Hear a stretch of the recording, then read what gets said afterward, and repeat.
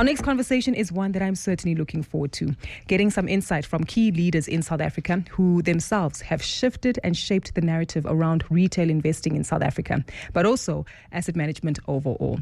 We'll take a look at the inner workings of Purple Group, an important and critical institution that in more than one way touches you and I as consumers in South Africa and retail investors.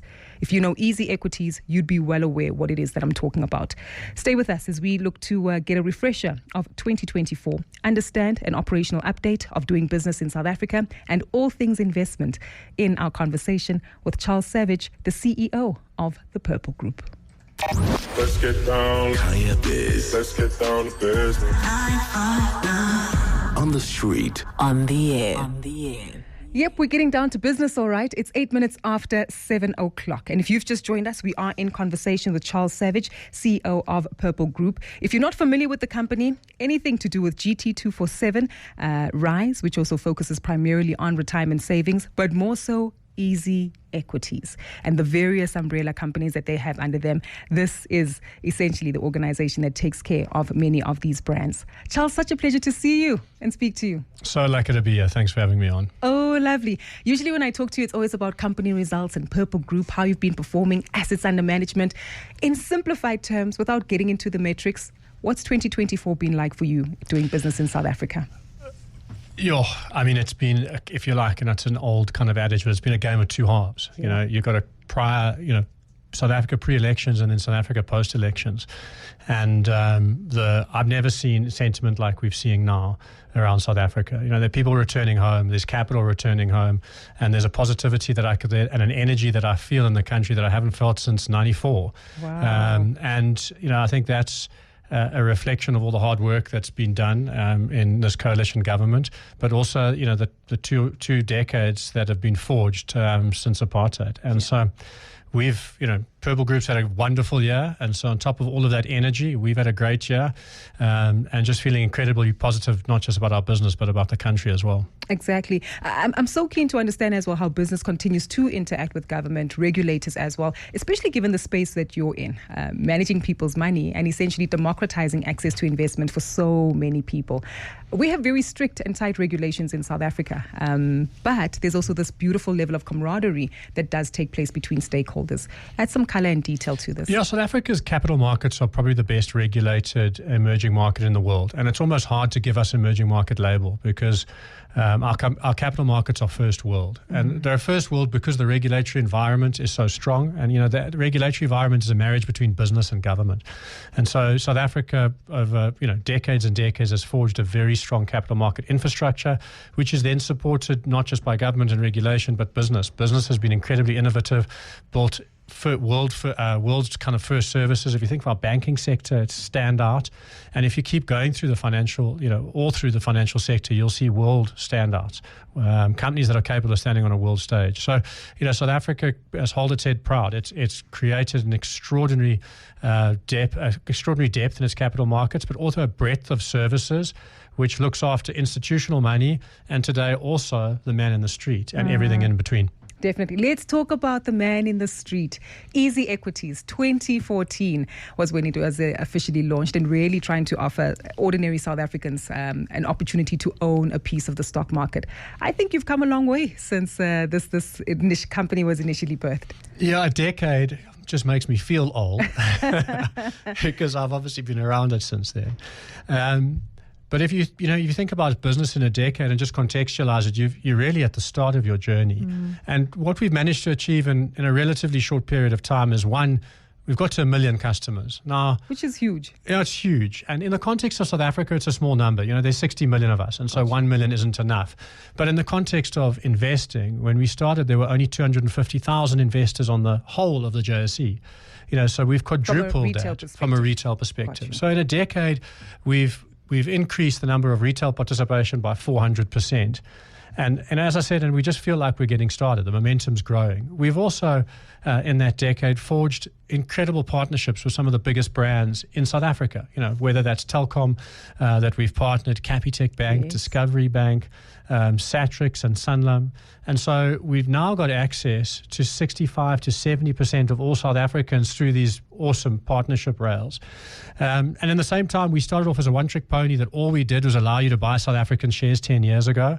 And today you can buy South African shares, US shares, Australian shares, European shares, UK shares, and pretty much, a world of opportunities. You can buy crypto, you can buy property, you can invest in unit trusts, you can buy FX, so buy rands and dollars, and a whole lot of things in between. So if you reflect on that decade, we've done a lot in a short period of time, but I'd really do, looking back, which birthdays are always an opportunity for me to look back.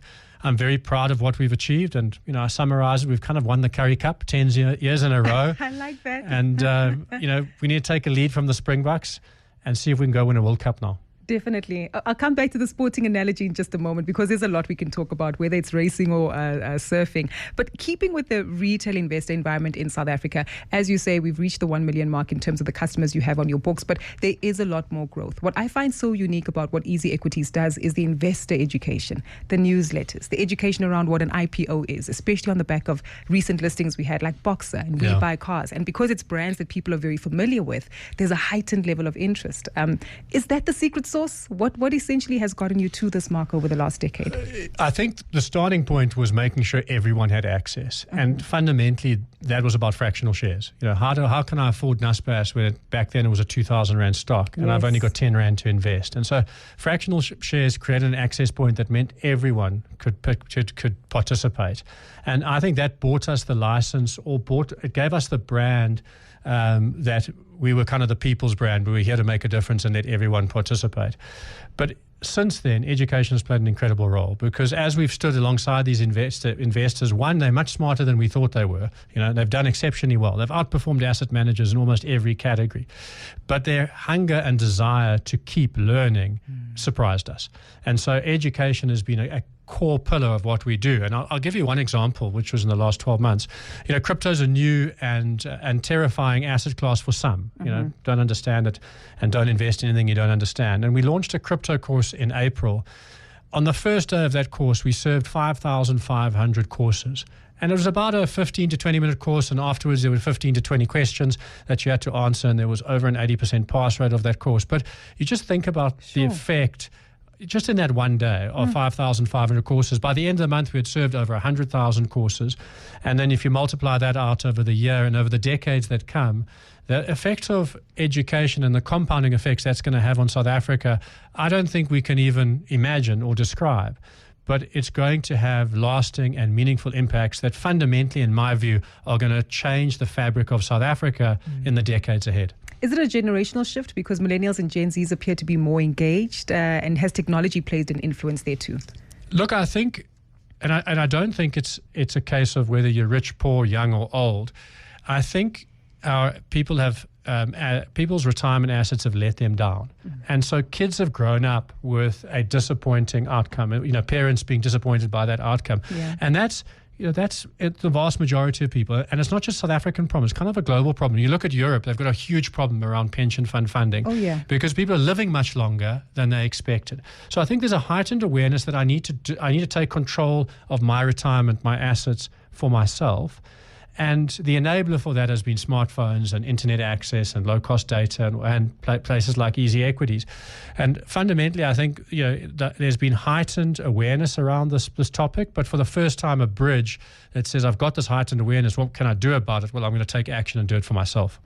Let's go back to the theme of fractional ownership. So often, Easy Equities is very prominent on social media in terms of education, and also gets a lot of backlash and criticism around it too. And there's often this huge ongoing debate around fractional ownership. Might not be the way to go, and there's some consequences that retail investors need to be made aware of. Take us back to the basics of understanding how it works and how Easy Equities does it specifically within the rules and regulations that exist to protect people's capital. So firstly, you get all of the benefits of ownership. And obviously, because you don't own the whole share, somebody else has to own the whole share. So we own the whole share. And then we fractionalize it to all of the investors that have bought a fraction, which means we always own a part of a company. But to make sure that it's secure, that share is put into a bankruptcy remote vehicle that sits off our balance sheet. Think of it as a trust. So all of these fractional shares are sitting in a trust that in the event that something went wrong with the company, and if you look at our financial results, nothing's going wrong, it's all going good. Yep. But the bottom line is that these shares are separated off our balance sheet and held on behalf of all of the South Africans that own them. And the interesting part about fractions, because I think when we launched fractions, everyone said it's for poor people, people who can't afford to buy a share. I'll tell you what the interesting insight is. We've got over 1 million customers. Every single one of them owns fractions. We serve customers between the age of 12 and 99. We serve customers that have hundreds of millions and just R1, and all of them own fractions. And the insight we've taken from it is we all start our journey of investing in something new with small amounts of money. Yeah. And so, for example, buying crypto, one Bitcoin was $99,000 just a few days ago. Exactly. So who's got $99,000 lying around? I don't. And so I need to buy a fraction of that. Well, that happens in the share market as well. Berkshire Hathaway is over $100,000. I think it's over $200,000 now. Well, I want to own a bit of what Warren Buffett owns, but I also don't have that lying around. So fractional shares serves everyone, regardless of their economic background, and allows you to start a journey with safe amounts of money in an asset class you don't fully appreciate or understand. Yes, very important that is highlighted, because oftentimes people get lost in the lingo and the terminology and perhaps perspective that's being provided, but you really have democratized access here. If you've just joined us, it's 18 minutes after 7 o'clock. You're listening to Kaya Biz here on Kaya 959 with myself, Gugule Tumfupi. We are in conversation with the CEO of Purple Group. Those are the owners, essentially, of GT247.com, Easy Equities, and the various brands that fall under it: Easy Asset Management, Easy Properties, and Easy Crypto. Charles Savage is my guest in studio. Charles, whenever I speak to you, I always tease you about alternative forms of investment. And you've launched Easy Crypto. There's been Easy Properties. Is there ever going to be an avenue for us to invest in other asset classes, if they do exist, especially, wherever that might be? Yeah. The short answer is yes, for sure. What's the one that we're thinking about is venture capital. So, Really? When I think about venture capital, I've never invested in any venture capital businesses other than the ones that I've started for myself. So, Yes. Easy Equities as an example. But I've always had the desire to do it. But the problem is the entry price is high. So, nobody wants 100,000 Rand as a starting point, or even 10 Rand. People want millions of Rands to invest in venture capital. And I fundamentally believe if you democratize access to venture capital, you're going to see those businesses grow faster. Because the kind of insight that's come out of Purple Group is that when we started Easy Equity, we had 1,800 shareholders on the JSE. Today, we've got over 150,000 shareholders on the JSE, all retail. And they're like warriors with your brand. If you're a shareholder in something, you have a sense of ownership that is far greater than a loyalty program can give you. And so they're out there helping us build the business, build the brand, defend us when we need to be defended, shout loudly in our support or clap when we deserve some applause. But venture capital starts a journey with very small number of shareholders. And so they don't have these fans and advocates and brand builders out in the public. True. And my proposition is, if we democratize access to venture capital, so to great entrepreneurs in South Africa, I think they'll grow faster. I think they'll attract capital faster, and they'll attract customers faster because they have lots of shareholders. And so I'm desperate to do something in the venture capital space. I'm hopeful that we can launch the first venture capital fund next year and make it accessible on Easy Equities. If you read our annual report, it wasn't in there, so it wasn't one of the things that we put down and said we're going to do. So you're breaking news right now. Yeah, look, I've said I'm going to do it for a while now. I'd love to do it. I need to find some space in my diary and do it. Got you. I find this so refreshing, right? Because whenever we think about private equity, you're quite right, it's very distant. And you only hear about businesses until they're super successful. Whether it's the likes of Sweep South that typically come to mind and the level of support that they get. But that also comes after the investment has taken place and the results have actually been seen. What does that look like, though, from a regulation point of view? Yeah, so regulatory environments, slightly tougher in that qualified investors. So essentially qualified investors means more sophisticated investors. And sophistication is determined in two ways. One, experience. So you need to show demonstrable evidence experience, or capital. So it's interesting. A lot of regulators say if you've got lots of money, you're very smart. That's not my experience in life. But anyway, the point is that we've got to make sure that we meet the regulatory requirements, which really just means that the documentation that that supports this product needs to be much more educational. The man in the street has got to be able to read the document, the IPO document, and understand it intrinsically so that they understand the risk and rewards of investing in this asset class, because it is typically more volatile than shares. And, VC investors are happy with a strike rate of about 3 out of 10, i.e. out of every 10 companies that they invest in, only 3 are successful. True. Now, retail's got to get comfortable with the same things. And so we just got to do more work around educating investors about the risk and return profile of entering into venture capital. Definitely. I focus quite a bit on the easy equity space and retail sector environment, because that's typically, much of our listenership and our audience. But your business is much bigger and wider than that. You've got GT247.com. You've also got retirement investments and savings rise. That is for everyone. What I'm keen to also discuss here is technology and AI. Over the last few years, we've been hearing a lot about generative AI, what it does mean for the advisory space when it comes to finance, financial services, as well as investments. What does that look like within the context of South Africa? Look, it's a game changer. We launched our first AI service in August, and essentially it's a basic service, it's a partnership with a crowd from Australia. But what it does, it allows a consumer to have a conversation with an AI bot that is focused on US shares and investing in US shares. And based on that conversation, it'll construct your portfolio.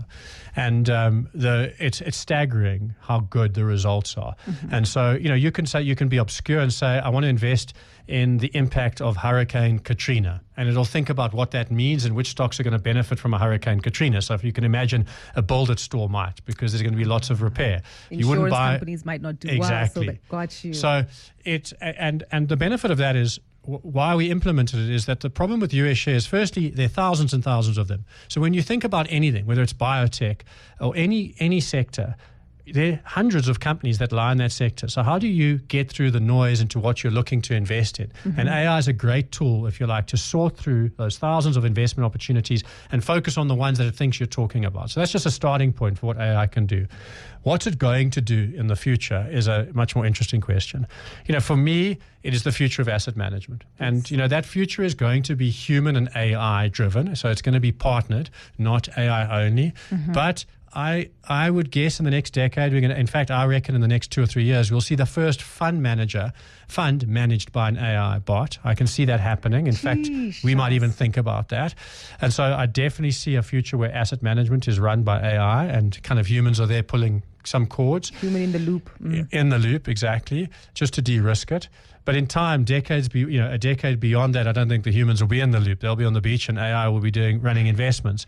The advisory space, I think, is probably going to happen sooner. Your problem with an advisory business is you're selling hours and time.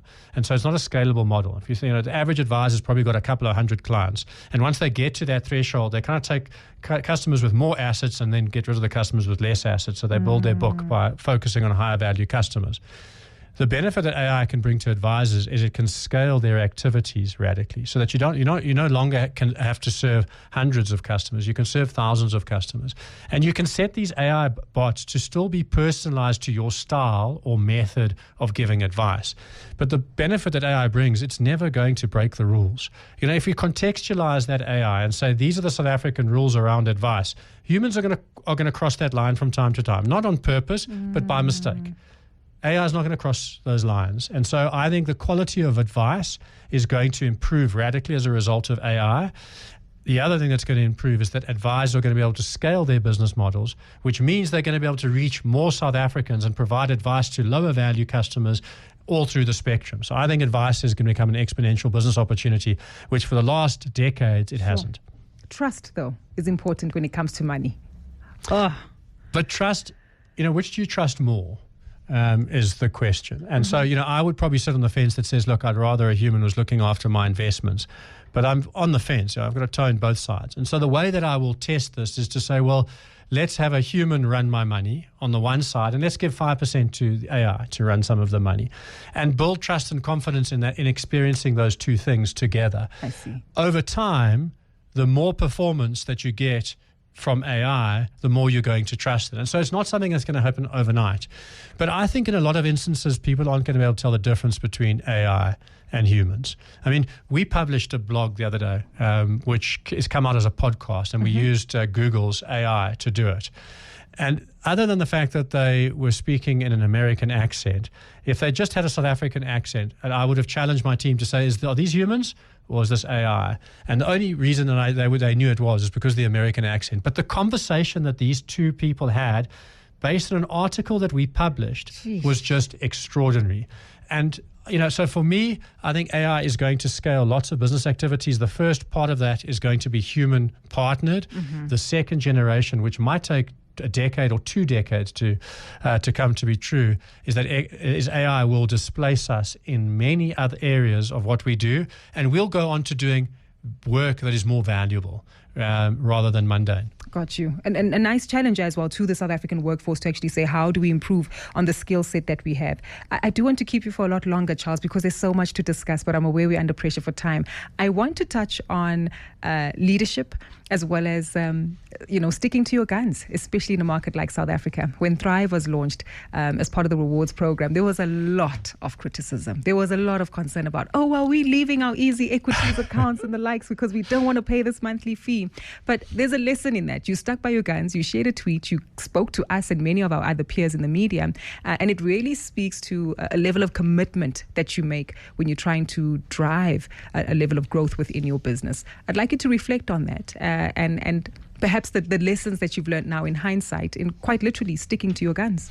Yeah, I believe that in any relationship, you've both got to put something in, and so, if you look at Easy Equities prior to Thrive, we were putting it all in, built the technology, built the team, built the products, built the scale. And, and then when we reflected on our customer base, not everyone was putting stuff in. And what we really mean by that is, were you pitching up to look after your investments? And we kind of measured that with the sharpest edge of the sword, which is, have you put any deposit, made any deposits? And we didn't say it needed to be 10 Rand, 100 Rand, R1 million, it just needed to be 1 Rand more a month. And we said, if you pitch up, you don't pay, because that's your part in the relationship. We build the platform, we look after your assets, we securitize it, we make sure it's regulatory, it complies with regulation. We do that across multiple jurisdictions all around the world. We do that 365 days a year, 24 hours a day, 7 days a week, because crypto is 7 days a week. What we asked our customers to do is pitch up once a month. And I thought that was a fair exchange. And so we launched Thrive to say, if you don't pitch up, it's going to cost you 25 Rand for us to look after all the stuff for you. And so reflecting on it, one, we expected a furore, but it turned out to be a storm in a teacup. And that teacup was Twitter. And, one thing I've learned is Twitter isn't representative of everyone. The other thing is that we serve such a diverse customer base. If you think about 1 million South Africans, and you think about the spectrum, 12 to 99, 42% female, 58% male, a demographic reflection of South Africa, in fact. You can't satisfy everyone all of the time when it's that broad a group. And so we faced some, headwinds, but they went away very quickly. And then the result was the following. One is, good investors started to behave better. So on average, prior to Thrive, people pitched up once every second month. So 6 times a year, they would make a deposit. As a result of Thrive, those investors are now depositing every month. So it seems like their desire to avoid fees is great enough for them to pitch up twice as often as they did. And that's a benefit for them in the long term. Exactly. So it's a benefit for them, and it's showing in the asset growth and in our results. On the other side of the coin, bad behaving investors also started to pitch up more frequently. And so whilst there was people said we're going to leave, the competitive landscape is such that in order to leave, they had to go and review, well, what are the options out there? Who does this better, faster, easier than Easy Equities? And the truth is, no one. At 25 Rand, we're still at probably 15, 25% of the cost of our nearest competitor, if you pay the fee. For most of our competitors, there's no choice. If you pitch up, you still pay. With us, you pitch up, you don't pay. So in the result, you didn't have to pitch up with money. You could have pitched up and educated yourself and avoided the fee and done a course, again, compounding into your own, education. But in the result, it's been good for everyone. It's been good for the business. It shows in the result. It's driven revenue up. It's been good for our customers. It's turned good investors into better investors. And it's also been good for investors that were behaving poorly to say, hey, we've got to pitch up more often. This is a fair value exchange. It's less than the cost of a cup of coffee. And quite frankly, we can pitch up with 1 Rand and avoid it, or educate ourselves and avoid it. So it's fundamentally shifted the narrative that everything has to be free with us. And the other narrative is that if we're going to pitch up every day, you need to pitch up at least once a month. Partnership. Exactly. Yeah. Quid pro quo. Charles, this has been a phenomenal conversation. I thoroughly enjoyed this. But before we let you go, your outlook for 2025? I'm so positive. I mean, I said what I said about the country. Like, I honestly, I don't say that easily. If I reflect on where my mindset was this time last year, it wasn't where it is now. I've never been more positive in South Africa than I am today. And I think, I believe in that the fastest way to success is through failure. And, South Africa, we failed for a long time up to 1994. We had a modicum of success for a good period of time, and then we failed quite spectacularly since then. So we're now informed by our collective failure, not just our failure.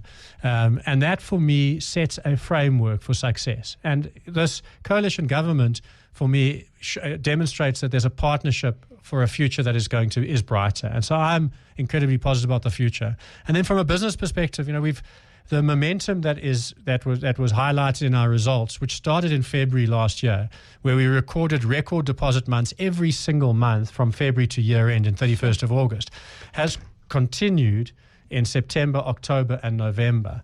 And I've got no doubt we're only a week into December, but based on the numbers I can tell you now, we're going to set another record in December. And we've only had a small interest rate cut. There's been no reprieve of investors. Trump, like him, hating, indifferent about him, he's good for markets, he's good for crypto. And so when we look at the business, lower interest rates, good for our customers' ability to pitch up and put more money in. South African markets benefiting from a much more stable political environment, and then global markets, specifically the US and crypto, benefiting from the Trump effect. So, I didn't expect to be standing at the end of this year with all those tailwinds behind us, but I've never been as positive as I am today. And, tired. Looking forward to my break and some surfing in Mozambique, but can't wait to get back at it. Oh, fantastic. Such a refreshing conversation, Charles. Really appreciate your time, and you thoroughly deserve the time off. I hope the waves are gnarly. Right? That's the lingo out there.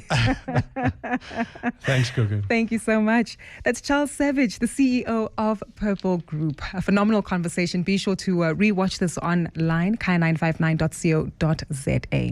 It's just after 7:30.